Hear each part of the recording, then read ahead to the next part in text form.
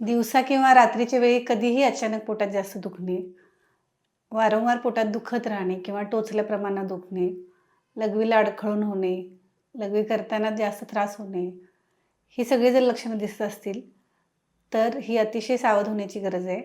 कारण हा एक किडनी स्टोन म्हणजेच मूत्राशमरी अशा प्रकारचा आजार असू शकतो.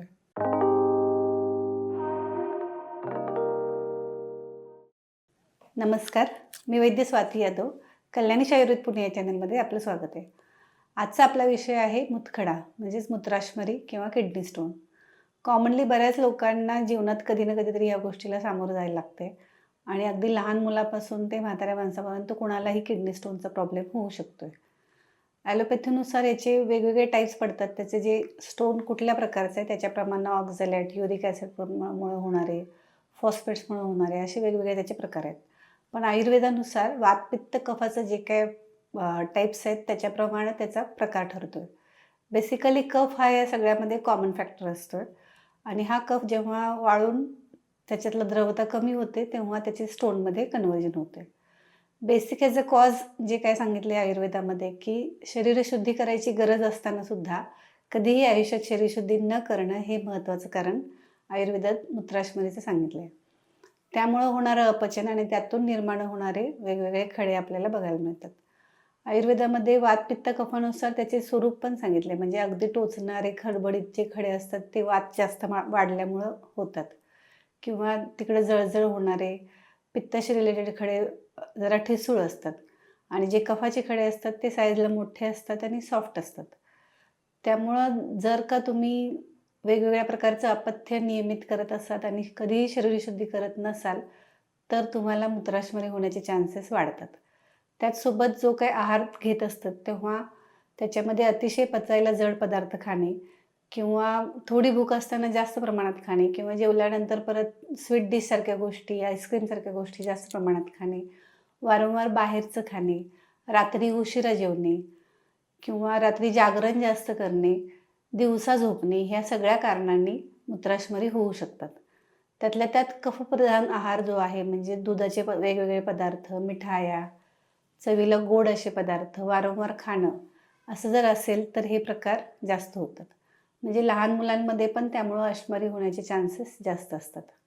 याशिवाय काही लोकांना म्हणजे युरिनला जायचं आहे तरी पण ते जात नाहीत.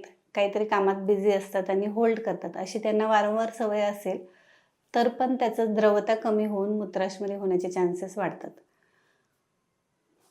शिवाय काही लोकांना अतिशय कोरडा आहार खायची सवय असते. म्हणजे टोचून-टोचून खायचं, कुस्करून ते कधीही खात नाहीत. दूध-तुपाचं प्रमाण त्यांच्यामध्ये प्रॉपर नसते. आहार एकदम मोजकाच घेतात आणि प्रवास जास्त होतोय, वृक्षता जास्त वाढते. त्यामुळं पण मूत्राशमरी होण्याचे चान्सेस असतात. स्त्रियांमध्ये स्टोन व्हायचं प्रमाण त्या मानानं कमी असते आणि त्यांचे झालेले स्टोन्स पण बऱ्याचदा इझिली पडतात. पण पुरुषांमध्ये हे जास्त डिफिकल्ट होते. कारण त्यांचा मूत्रमार्ग जास्त छोटा असतो त्यामुळं. काही लोकांमध्ये वारंवार मूतखडे होण्याचे चान्सेस असतात. म्हणजे ऑपरेशन केलं, भरपूर मोठे खडे होते, ऑपरेशन केलं आणि परत पुढच्या वर्षी पुन्हा त्याच सीझनमध्ये तो त्रास झाला किंवा वारंवार होतच राहतायत.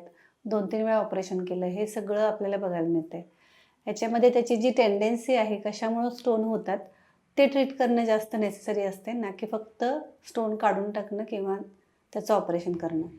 आयुर्वेदानुसार आपण पचनावरती पहिले जास्त काम करतोय. त्याच्यामध्ये पण अवपीडक स्नेह म्हणून सांगितले, ज्याच्यामध्ये जेवणाआधी आणि जेवणानंतर औषधी तूप प्यायला दिलं जाते.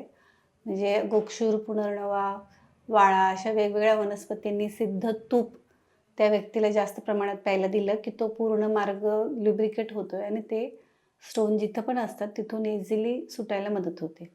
याशिवाय जेव्हा पेन जास्त असतोय तेव्हा सीट्स बाथ म्हणजे कमरेपर्यंतच्या गरम पाण्यामध्ये त्या व्यक्तीला बसवणे, तिकडं लोकल भरपूर तेल लावणे युरिनरी ट्रॅकच्या आसपास, पोटावरती, ब्लॅडरवरती त्याचा पण फायदा होतोय. शिवाय जेव्हा मोठे स्टोन असतात तेव्हा त्यांना क्षार वगैरे, सुरा अशा कल्पनांचा उपयोग करून ते स्टोन बारीक करून पुन्हा मग ते पडण्यासाठीची वेगवेगळी औषधं दिली जातात. त्याच्यामध्ये वीरधरादी गणातली औषधं आहेत, वरुणादी गणातली आहेत. ही सगळी औषधं काड्याच्या स्वरूपात दिली की ते स्टोन पडून जायला मदत होते. जेव्हा कफाचं जास्त प्रमाण असते तेव्हा वमन विरेचनसारख्या पण गोष्टी कराव्या लागतात.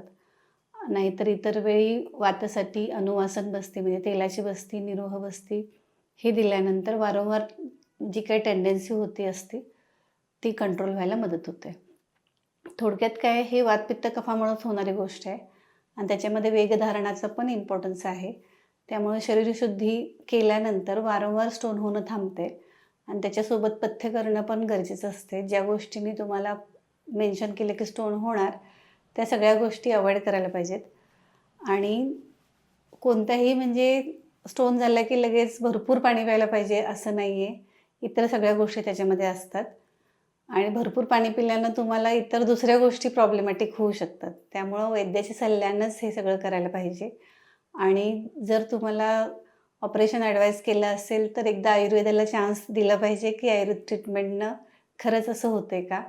म्हणजे अक्षरशः मी एका माझ्या पेशंटला 4 दिवस तूप प्यायला दिलं होतं आणि त्यांचे 12 खडे पडले होते आणि ते स्वतः आश्चर्यचकित झाले होते की एवढं कसं शक्य आहे?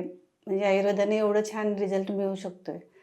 त्यामुळं जर तुम्हाला किडनी स्टोन झाला असेल किंवा वारंवार होत असेल तर त्याच्यावरती प्रॉपर ट्रीटमेंट आयुर्वेदात उपलब्ध आहे.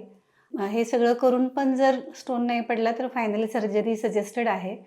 पण प्रत्येक स्टोनसाठी सर्जरी सजेस्टेड नसते आणि त्यासाठी रँडमली हायड्रोथेरपी किंवा भरपूर पाणी पिणं हे सगळ्यांना उपयोगी पडत नाही. त्यामुळं जर तुम्हाला असा काही त्रास असेल जवळच्या वैद्याला भेटा आणि आयुर्वेदात काय छान ट्रीटमेंट आहे हे जाणून घ्या. तुमच्यासाठी योग्य ट्रीटमेंट ते जरूर सजेस्ट करतील. आणि हा व्हिडिओ तुम्हाला आवडल्यास तुमच्या प्रियजनांना शेअर करा आणि आमच्या चॅनलला लाईक, शेअर, सबस्क्राईब करा. असाच माहितीपूर्ण व्हिडिओ पुन्हा घेऊन येईपर्यंत धन्यवाद.